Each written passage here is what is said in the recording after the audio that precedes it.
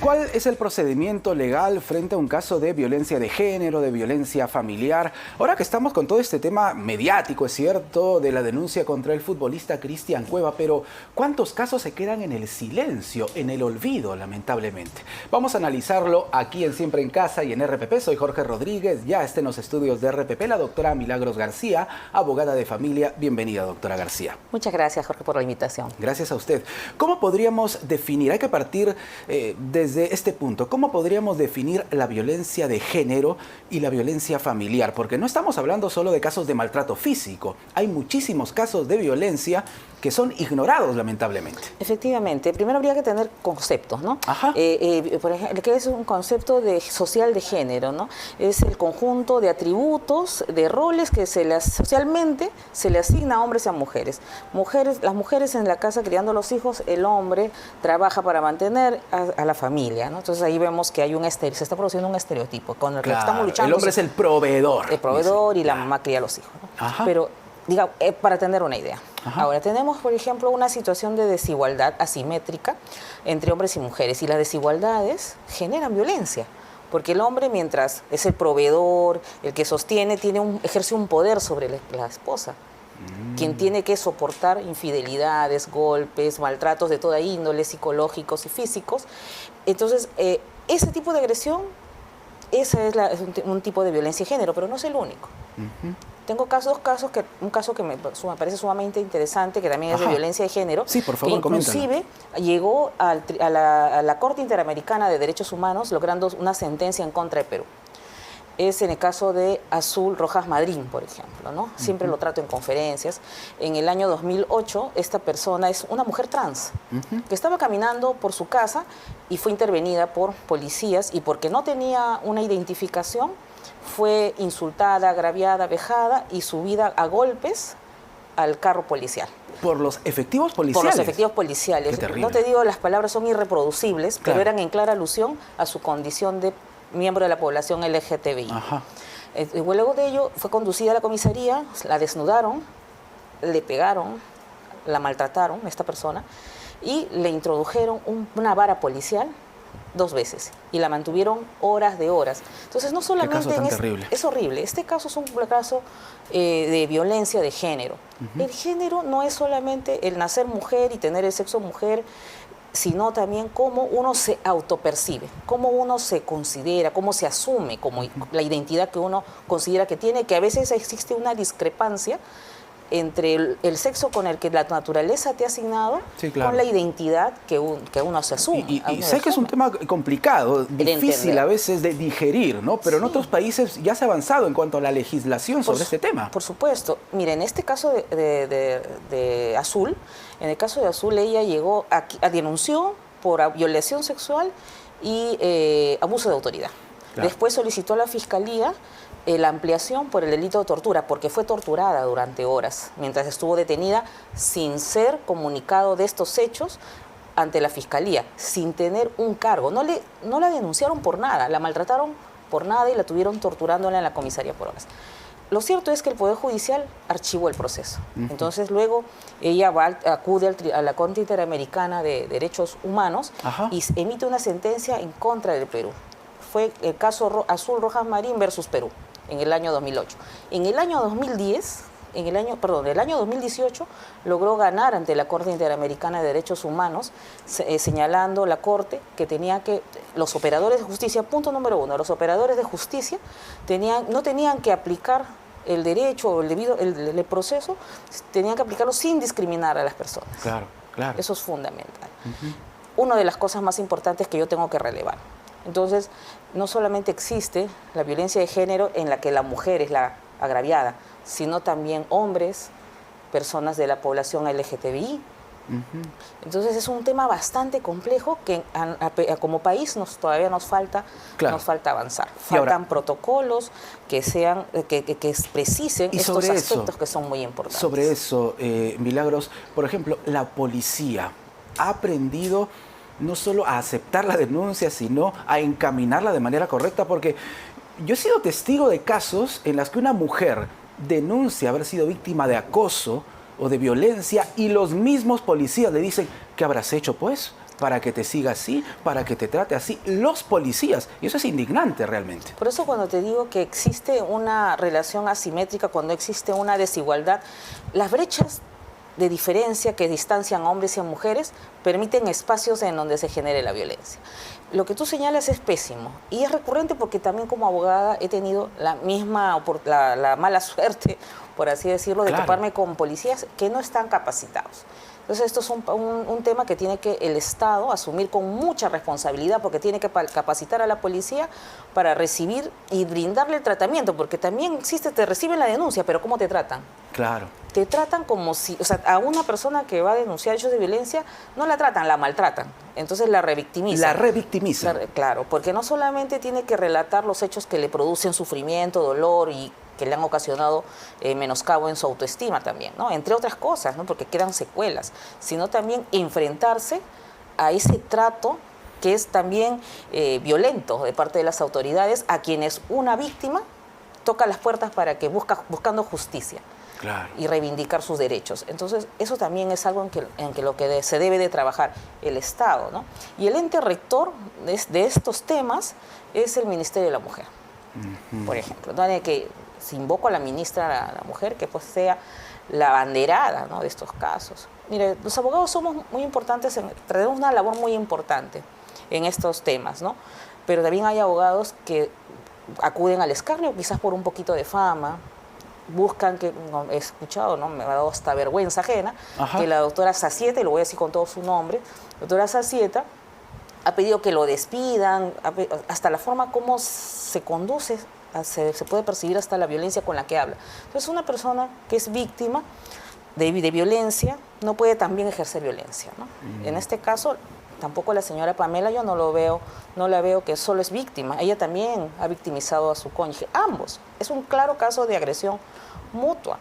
Ambos son agresores y víctimas. Sin que eso justifique lo que ha hecho Cristian Cueva, ¿no? Porque las imágenes muestran claramente que él ha maltratado a su entonces pareja sentimental. Por supuesto, yo no asumo una defensa cerrada contra Cristian Cueva, pero tampoco contra la señora, o sea, a favor de la señora. O sea, los dos yo los veo que realizan actos de violencia porque están sumergidos en una relación tóxica, que como consecuencia de ello se generan estos actos de violencia mutua que no tienen justificación alguna. Tienen justificación. Pero yo tengo que Hay que partir desde ahí. Obviamente, y como abogada, objetivamente, te digo que los dos realizan ambos roles, de víctima y de victimario, porque hay 4 videos, de los cuales 2 se han propalado públicamente, pero hay 2 videos más que los tiene el Poder Judicial, y como consecuencia de la visualización de estos videos se otorgan medidas de protección a favor de Pamela, pero la juez se tapa los ojos y no advierte, y lo que ella realiza, porque aquí hay 2 personas que han cometido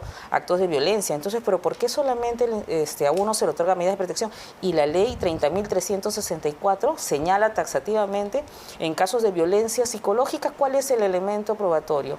Es la pericia psicológica, y en los casos de violencia física es el certificado médico legista que establece el nivel de las lesiones físicas. Ahora, ¿cuál es el camino? No existe en ese caso. Más allá de este caso que es mediático y la justicia tendrá que determinar la culpabilidad o no de Cristian Cueva, pero desde aquí reiteramos, no hay justificación, no hay justificación obviamente para la violencia, pero ¿cuál es el camino para realizar una denuncia oportuna? Ya. No, para empezar, no existe procedimiento para violencia de género y para violencia familiar. El procedimiento es el mismo porque la ley es una sola. La ley 30.364 es la que establece cuál es el camino. Es el mismo. Ir a la comisaría del sector de la víctima donde ha sido, o en el espacio donde ha sido victimizada, ir a la comisaría competente. Ahora, las comisarías tienen en su gran mayoría un CEM, un Centro de Emergencia Mujer, en el que, del Ministerio de la Mujer, en el cual está un abogado, un asistente social y un psicólogo que le va a dar asistencia legal, psicológica y social a la víctima. Correcto. Luego se efectúa la denuncia en la misma comisaría. La comisaría tiene que remitir en el plazo más breve, 48 horas, toda la denuncia, digamos la evaluación psicológica que se efectuó, el informe social, todo ello remitirlo a un juzgado de manera virtual, a un juzgado especializado de violencia. El juzgado especializado de violencia también emite medidas de protección al plazo más breve, pero tiene que existir, por ejemplo, una ficha de valoración de riesgo en el cual se establezca pues el nivel. No todos los niveles de violencia son los mismos. Una cosa es que el agresor o la agresor haya victimizado a la otra parte a bofetadas, golpes, a otras que de repente ya la han llevado de emergencia a un hospital y tiene lesiones graves. Entonces los terrible, niveles, sí. exacto. Y doctora, vamos a retornar para hablar un poquito de eso, ¿no? De las clases de violencia, porque claro, de repente una bofetada es la más visible, ¿no? Pero hay otros tipos de violencia, psicológica, económica y más todavía. Sí, hay que incidir sobre eso, por favor. La doctora Milagros García, abogada de familia, hoy aquí en Siempre en Casa. ¿Cuál es el procedimiento legal frente a un caso de violencia de género, de violencia familiar? Lo estamos conociendo aquí en Siempre en Casa y en RPP. Soy Jorge Rodríguez. Me acompaña la doctora Milagros García, abogada de familia. Doctora García, quedó pendiente una pregunta. Sería bueno también a modo, si se quiere, de lección, así como si estuviéramos en el colegio. A ver, doctora García, ¿qué tipos de violencia podemos encontrar? Porque yo reitero, una bofetada tal vez es la más visible porque deja huellas. Pero hay huellas que se quedan en el alma, por ejemplo, con la violencia psicológica. Así es, efectivamente. Sí, bueno, tenemos la violencia física, psicológica, la sexual y la patrimonial también. Patrimonial, ¿cómo es eso? Cuéntanos. Por ejemplo, en un núcleo familiar el esposo ya no vive en la casa y la coacción a la esposa. Bueno, tú quieres que te dé alimentos, tienes que acostarse con la esposa. Ah, ok. Pero estamos separados. Mira, ¿es eso o nuestros hijos no comen? ¿No? O viven en una casa alquilada, la misma situación. No te pago el alquiler, no te pago los servicios, te van a cortar el internet. Elige. Claro. Esa es una forma. Otra es que, por ejemplo, destruir también los bienes patrimoniales que se hayan adquirido dentro del matrimonio. Eso también es un tipo de violencia porque disminuye, menoscaba el patrimonio que le corresponde a la cónyuge, ¿no? Y muchas veces sucede cuando la cónyuge no trabaja y depende económicamente del esposo, ¿no? Aun cuando estén separados o en proceso de divorcio. Claro. Entonces, esa es una situación y eso también es un tipo de violencia, no solamente patrimonial, sino ahí se estaría produciendo también al mismo tiempo la violencia psicológica. Entonces, el vivir el día a día de una mujer que tiene que soportar vejámenes para cubrir cuentas, porque si no, no hay de otra, eso es violencia también. Claro.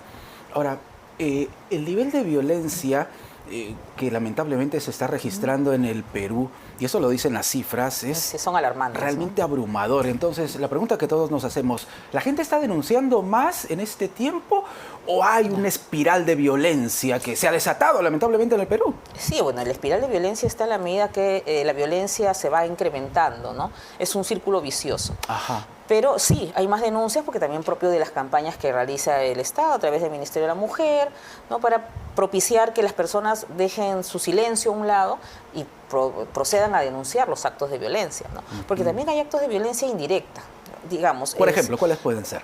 Cuando no es una violencia directamente, ¿cuál es el caso de los hijos? ¿Ya? Los hijos ven que el papá le pega a la mamá, la insulta, la humilla, de repente no le pega, o de repente le pega y la agrede, la humilla, o sea, se está produciendo violencia psicológica y física. De repente una bofetada se te borra, no te quedan huellas como para que pases un médico legista, pero se han producido. ¿Y quiénes son los testigos? Los hijos. Entonces los niños que presencian esos actos de violencia, sí, claro, ellos reciben violencia indirecta.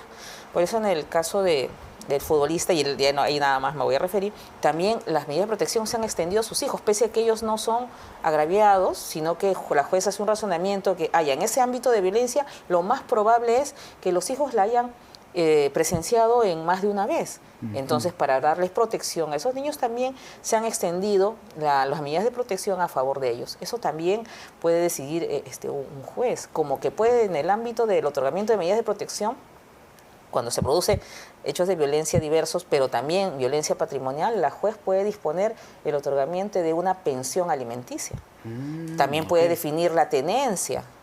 También, pero claro, estos son de manera temporal, ¿no? Entre tanto, ya la madre, digamos, ya formaliza su demanda de tenencia, mientras formaliza su demanda de alimentos. Entonces, para no desproteger a los menores, para cautelar sus derechos, en una medida de protección también se pueden resolver estos temas que son fundamentales. No dejar, por ejemplo, que la mujer, en este caso, que la pareja se desarrolle, ¿no? Es decir, tienes que estar tú subyugada a la casa, exactamente. Acá el que manda soy yo.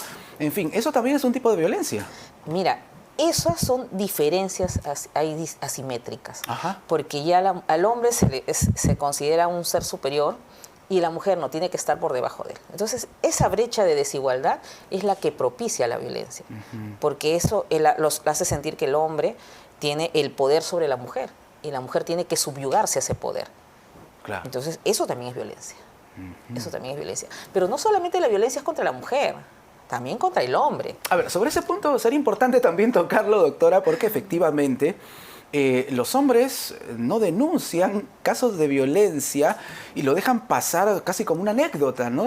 Tal vez por miedo a verse envueltos en la vergüenza. Mira, te digo, también hay un prejuicio al respecto, ¿eh? El hombre va a denunciar a la comisaría y le dice, pero hermano, es tu mujer, o sea, ¿qué habrás hecho? ¿No? Y el hombre tiene vergüenza. O sea, el hombre primero no quiere denunciar porque tiene prejuicios consigo mismo, porque cómo es concebido socialmente. Entonces va a la comisaría, se envalentona y va a la comisaría y se encuentra con esa barrera, ¿no? ¿Qué hace? Se da media vuelta. Ahora siquiera hay denuncias, antes casi eran inexistentes, pero que hay hombres que son víctimas. Sí, yo he defendido a varios. Ajá. Yo he defendido a varios.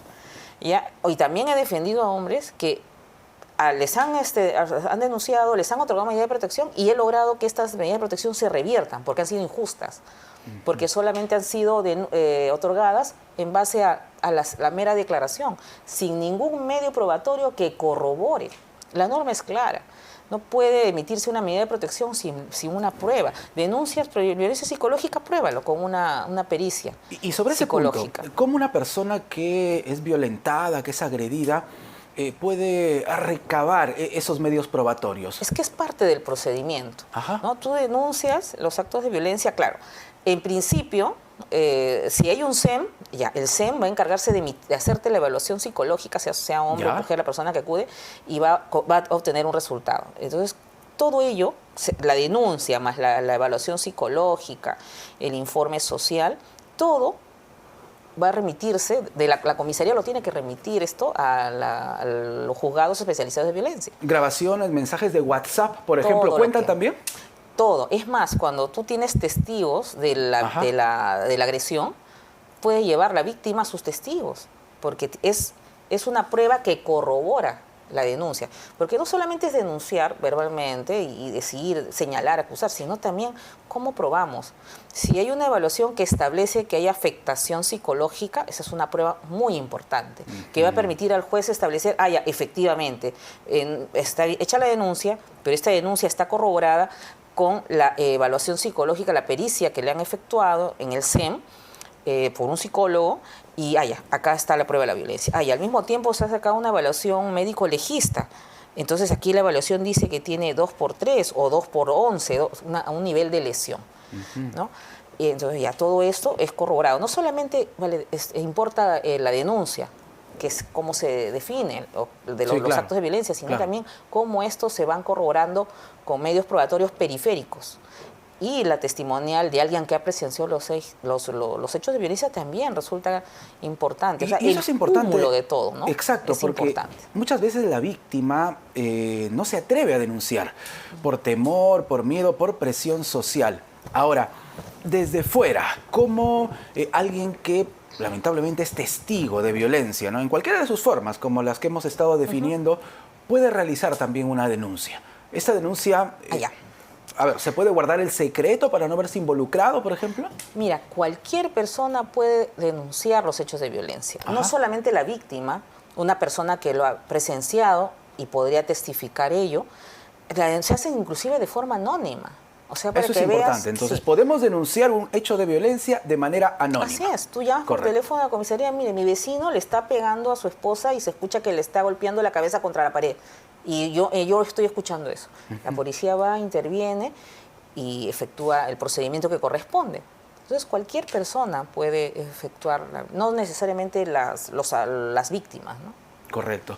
Finalmente, doctora García, ¿qué recomendaciones, por favor, para quienes nos están escuchando, para quienes están envueltos en un círculo de violencia? Y hablo del círculo de violencia no solo por parte de la víctima, sino también el entorno familiar, ¿no?, que muchas veces se ve inmerso también en esta situación. Bueno, en principio la violencia no se ataca con violencia, no puede percibirse eso. Hay hechos de violencia, tienen que denunciarlos. Eso es una de las recomendaciones más importantes, no callar los hechos de violencia, porque hoy día nos dan una bofetada mañana nos clavan un puñal en el pecho y después ya no podemos contar la historia. Entonces, no puede, y eso también las mujeres y los hombres que son víctimas de violencia, porque la violencia no tiene género, tienen el deber de denunciarlo, porque también nuestros hijos reciben lecciones de vida de los actos que nosotros realizamos. Claro. Si nosotros criamos a nuestros hijos haciéndoles creer que los actos de violencia son normales, estamos normalizando la violencia en nuestro hogar. ¿Y qué estamos haciendo? Preparar a hijos que puedan ser víctimas de violencia o también puedan ser agresores en potencia. Entonces, los actos de violencia tienen dos. Cuando se va a proceder a una denuncia, hay dos ámbitos. Uno, el del juzgado especializado en violencia, que va a emitir las medidas de protección, pero una vez que el juzgado se pronuncie, otorgándolas o denegándolas, todo lo actuado se remite en copias certificadas al Ministerio Público, en donde se va a aperturar una investigación preliminar para establecer que estos hechos son delitos, porque ahora los actos de violencia psicológico, físico, todos son delitos. Pero hay que establecer, y aquí es importante la probanza, aquí es importante la prueba. Denunciaron, pero solamente fue el dicho de la persona, no se corroboró. Claro, los medios probatorios que estábamos hablando. Claro. Porque la denuncia penal se cae, se archiva. Dispone la Fiscalía no formalizar la denuncia cuando no existen medios probatorios que lo acreditan. Muy bien, doctora García, muchísimas gracias por estar con nosotros. Gracias, Jorge. ¿Puedo mencionar mis redes sociales? Por favor, adelante. Pueden ubicarme como Milagros García Matos en YouTube, Facebook, Instagram, TikTok, o si no, también pueden llamarme al 9593-17652. Perfecto. Muchas Bien gracias. brava la doctora García. La doctora Milagros García aquí en nuestra secuencia Familia y Justicia y en Siempre en Casa, aquí en RPP. Volvemos con más.